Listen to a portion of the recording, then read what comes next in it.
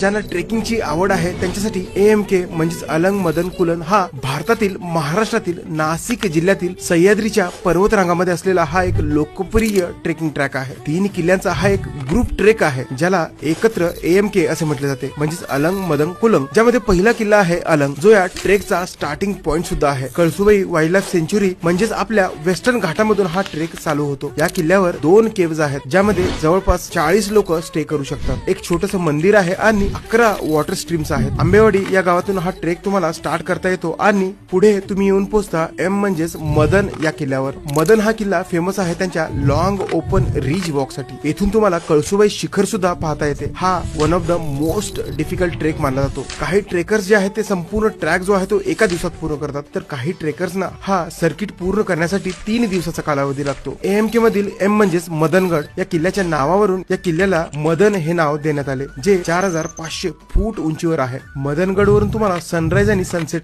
दोन्ही अप्रतिम पाहता येईल। या सर्किट मधील शेवटचा गड आहे K म्हणजेच कुलंग। AMK सिरीज मधील हा शेवटचा आणि सर्वात उंच असलेला किल्ला आहे। इथून सह्याद्रीचा लँडस्केप असा दिसतो।